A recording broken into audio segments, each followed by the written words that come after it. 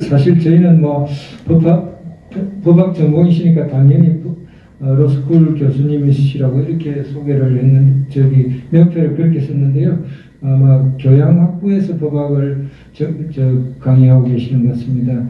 황도수 교수님께서는 저희 휴대폰 통합과 전환에 함께 하고 계시는 분이신데, 오늘 어떻게 보면 저희 휴대폰 통합과 전환에서 저희들끼리 나누던 말씀, 이런 이야기를 조금 하시지 않을까 기대를 하고 있습니다. 네.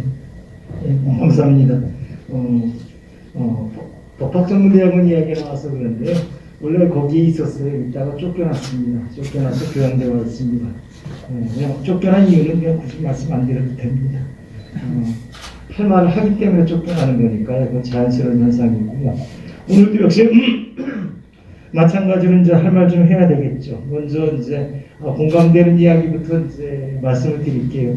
우리 임성훈 이사장님께서 후보 없음에 좀 그런 칸이 왜 없냐. 전적으로 동감합니다. 어차피 조선구조에서는 그 칸이 있으나 없으나 별로 효과가 없는데요. 지금 이제 우리가 연동형 대표제 같은 경우에서 비례대표제를 했지 않습니까? 여기서는 후보 없음이라고 국민이 쓸 수 있어야 돼요. 그래서 의석수를 줄일 수 있어야 돼요. 그렇지 않겠어요? 나 후보 없으니까 니네들 비례대표에서 가져가지 마라. 그럴 수 있어야 된단 말이에요. 근데 그거 없어요. 없으니까 무조건 300명 다 가져가겠다 그러는데, 국민이 그 정도 철퇴는 가할 수 있어야 된다고 봅니다. 오늘 연합의 정치, 그 다음에 넓은 정치를 말씀하셨고요. 사실 이게 굉장히 좀 어려운 문제입니다. 연합하면은 누구랑 연합하는데? 라고 하는 질문이죠. 지금 이 토론 또 발제하신 분들의 그 내용 중에서 재미난 게, 정치인들끼리 연합이냐, 국민은 어디가 있냐라는 질문이죠. 국민이 연합하는데 참여하는 방법이 뭐냐라는 거죠. 정치는 결국 국민을 위해서 하는 건데, 국민은 어디가 있는가라고 하는 게 저희 이제 질문이고, 그 부분에 관해서 이제 과연 이제 우리나라 정치는 지금 어떻게 가고 있는가라고 하는 거죠. 학자로서는 좀 듣기 싫은 소리를 할 수밖에 없어요. 또 아픈 소리일 수밖에 없고요. 물론 틀린 말일 수도 있어요. 그러니까 서로 비판하고 토론하고 그렇게 얘기해 보자는 거잖아요. 그러니까 저 같은 경우는 이제 떠들어야 됩니다. 필요하면 막 하죠. 대한민국에서 지금 이 시점이 굉장히 좀 중요하다고 봅니다. 현재 대한민국은 진영 논리의 함정에 빠져서 헛바퀴를 돌리고 있기 때문이라고 저는 생각합니다. 이 부분에 와서 발제자의 어떤 생각에 공감합니다. 자기들끼리 똘똘 뭉친 편가리기의 정치, 독선과 독점의 정치, 그리고 이로 인한 극심한 분열과 갈등이 지난 5년의 정치였다라고 평가해 주셨습니다. 이 부분에 관해서 저는 두 가지의 공감 의견을 붙입니다. 첫째, 이런 현상은 문정권의 현상만은 아니었다라는 거죠. 벌써 20년이나 됐다고 저는 생각합니다. 노무현, 이명박, 박근혜, 문재인까지 합쳐서 20년입니다. 자기들끼리의 정치였어요. 편가리기의 정치였죠. 솔직히 말해서 이 부분을 보면요, 조선시대 중기하고 후기를 보는 듯합니다. 정치 권력자, 경제적 지주들, 지방호족들, 가진 자들끼리 자기네들끼리 해먹었어요. 자기들끼리 패싸움했단 말이에요. 농민 소작인의 삶, 조선의 미래는 눈이 없었다라는 거죠. 재미난 부분이 뭐냐면요, 조선의 국부가 몇몇 지주들의 손에 있었으니까 일본이 조선을 먹어치우기 아주 쉬웠다는 거예요. 몇몇 지주들을 손아귀에 넣자마자 상황이 종료됐습니다. 전쟁 없이 일제히 나라를 빼앗긴 나라가 조선입니다. 소작인들은요, 졸지에 일본 지주의 소작인이 되어버렸고요. 서민대중들이 생계에 급급하다가 눈을 떠보니까 나라가 없어진 거예요. 서둘러서 의병을 소집해서 대항했어요. 근데 더 한심한 일이 벌어집니다. 의병들은 일본군과만 싸운 게 아니고요, 관군과도 싸웠어요. 이게 조선이었어요. 이게 지금 제가 걱정하는 거예요. 대한민국의 이런 패거리 싸움이 누굴 위한 것인가를 잘 생각해야 된다는 거죠. 이중 싸움 속에서 일본은 호시탐탐 노리고 있단 말이에요. 근데 저는 이제 가능성을 어디서 보느냐 하면은 여기서 봅니다. 오늘날은 조선 중기 후기하고 좀 다른 게 있어요. 그동안 바뀐 게 있는데 국민이 깨었다는 거죠. 국민이 깨었다. 문맹률이 거의 0%고요. 세계 최고의 학력을 자랑하는 나라. 물론 이제 제대로 공부한 건 아니지만 최소한도 세계 최고의 지적인 판단력이 있다고 저는 생각합니다. 그러니까 국민들이 이번 대통령 선거에서 뭐라고 얘기하냐면 차악을 선택하겠다라고 말을 합니다. 대단한 선택입니다. 지금 붕당이죠. 이게 정당이 아니고 제가 볼 땐 붕당으로 보여지는데 저런 권력자들끼리 결정한 결과 후보들에 대해서 이들이 모두 악이니까 지금 할 수 있는 것은 차악을 일단 고르는 게 최선이다 이렇게 생각하는 거예요.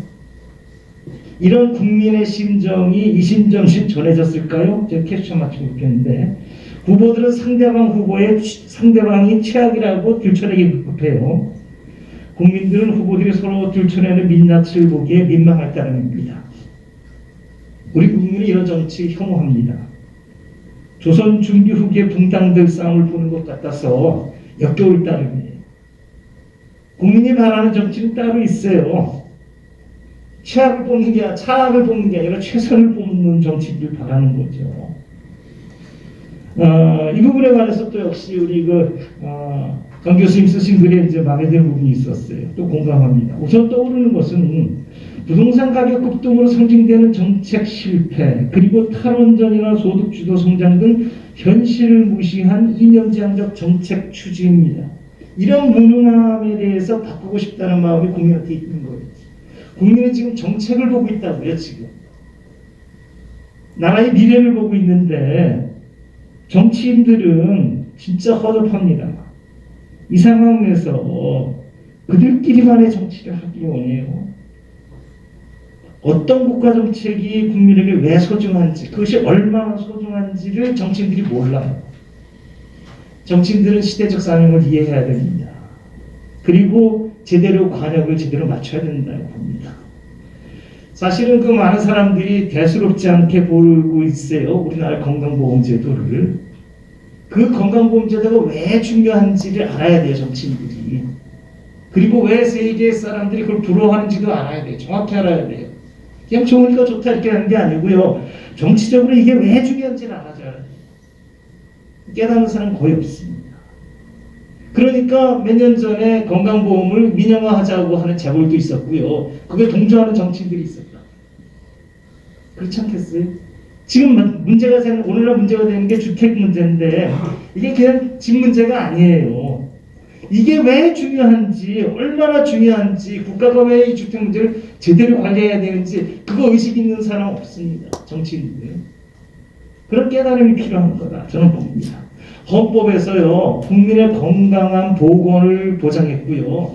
그 다음에 쾌적한 주거 생활을 헌법이 보장하고 있어요. 왜 헌법에서 이런 문구를 왜 집어넣는지를 이해할 수 있어야 돼요. 진짜 이런 정치인들을 보면서 많은 사람들이 그래도 국민들이 좀 깨어있다고 좀 봅니다. 정치인들은 띨띨한데 국민들이 좀 깨어있다고 봐요. 그러니까 지금 민주당의 정풍운동이 일어나는 거죠. 이 부분 저는 아주 유심히 보고 있습니다.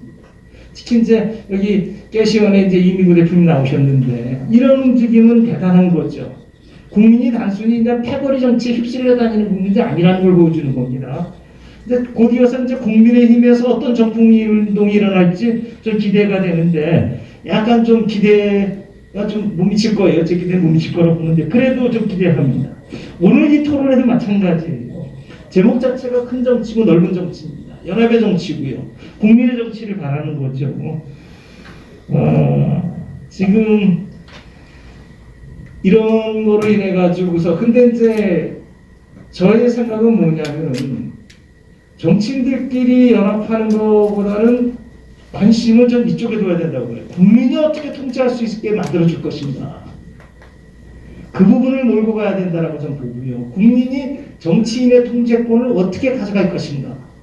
국민이 권력 분립의 한 축이 되는 방법은 무엇인가. 사실은 그쪽에 사실은 저는 관심이 더 많습니다. 그렇고요. 근데 당장은 지금 별로 없어요. 별로 없고 그 부분은 우리가 좀 더 노력해야 될 것 같고요. 다만 사실은 이제 오늘 이게 제도 이렇게 어떤 큰 그림에서는 이런 말씀을 드릴 수 있고요. 이제 문제는 이제 사실 현실 얘기를 해야 돼요. 현실이 현실이고요. 우리가 이론적인 생각, 이론적인 생각이고 이런 현재 우리 상황이 진행되면요, 국민이 어쩔 수 없이 국민들의 표현대로 차악을 선택할 수밖에 없어요. 그럼 이제 우리가 토론할 때도 어쩔 수 없이 현재 눈앞에서 전개되는 최악이 뭐고 차악이 뭔지를 말하는 토론을 할 수밖에 없다고 저는 생각해요. 물론 이제 뭐가 최악이고 뭐가 차악이냐는 것은 아까 우리 이제 방금 이제 선언으로 말하는 어떤 큰 정치, 넓은 정치의 관점이죠. 국민의 정치의 관점이죠. 패거리 정치 아니다. 끼리끼리 정치를 청산하는 이런 관점에서 보면은요. 제가 이제 잔뜩 써온 게 이재명은 아니다라는 거예요. 이재명은 아니다. 그래서 대놓고 얘기할 수 있습니다. 왜 아니냐를 제가 진작 많이 썼어요. 근데 시간 관계상 다른 분들 토론하셔야 되니까 기회가 되면 이제 이따 말씀드리기로 하고요. 기본은 이겁니다. 공과 사가 구분이 안 된다는 거예요. 성남시장으로서 한 사건이 대표적인데, 대장동 사건이 대표적인데, 이거 공권력 행사입니다. 공권력 행사예요. 대장동 도시개발 사업인데 도시개발법에 근거해서 하는 사업이에요. 성남시장이 단순히 설계하고서 뒷짐지고 있는 사업이 아니고요. 처음부터 끝까지 성남시장이 모든 권한을 행사하는 사업이에요. 모든 권한을. 그러니까 국민들이 이 부분을 헷갈려 하는데 왜 모든 권한이냐? 어느 지역에 도시개발 사업하겠다는 걸 성남시장이 결정합니다. 그리고 그 사업에서 몇 세대를 짓고 어느 지역을 수용하고 이런 계획을 누가 계획을 수립하냐면 성남시장이 합니다. 그리고 그걸 고시해요. 그리고서 자기가 계획한 거를 내가 직접 시행하는지 아니면 다른 사업자한테 시행을 시키는지 그걸 성남시장이 결정해요. 요번에는 그걸 가지고서 성남의들한테 맡긴 거죠. 너 시행해라. 이렇게 제3자한테 맡겼을 때 뭐가 되냐면요. 내가 계획한 대로 네가 준비해가지고 와. 구체적으로 계획을 써가지고 와. 그럼 내가 인가해 줄게 이렇게 되는 거예요. 근데 인가하는 권한이 있기 때문에 마음에 안 들면 리젝트하면 돼. 그 사업에서는 얼마가 남고 얼마 비용이 들어가고 얼마가 남아서 누가 얼마 가져가는지 다 보는 겁니다. 이게 성남시장의 권한이에요. 그래서 자세한 얘기 보면 아무튼 공사할 때는 공사 감리자를 성남시장이 지정하고요. 감리자를 감독하는 사람이 성남시장이에요. 준공인가도 성남시장이 합니다. 그리고 끝났어요. 끝나는 거를 누구한테 어떻게 팔아라. 입찰로 하는지 수의계약으로 하는지 뭐 추첨을 하는지 그것도 성남시장이 결정합니다. 그런데 말이에요. 나는 설계만 했을 뿐 그것도 잘했다라고. 왜 잘했냐. 70% 5,500억을 성남시에서 가져올 수 있게 했다라는 얘기거든요. 그럼 30% 2,300억은 누가 가져가요? 개인이 가져가게 했다는 거 아니겠어요? 그렇죠? 왜 공권력을 행사하는데 개인이 돈을 가져가요? 땅값이 오르고 수익이 난 거는 자기가 용적률을 높였기 때문에 생긴 거라고요. 원래는 3,000세대였는데 5,000세대 지을 수 있게 해줬단 말이에요. 그런 것들 생각해보면 공과 사가 구분이 안 되는 사람이 성남시장을 한 것도 문제 있지만 대통령이 한다면 동서울 거다라는 거예요. 그런 면에서 볼 때 패거리 정치, 끼리끼리 정치의 관점에서 볼 때 최악이다라는 거고요. 윤석열에 관해서는 또 얘기가 길어지니까 이 정도만 하고서 이제 마치도록 하겠습니다. 감사합니다. 수고하셨습니다. 예, 이제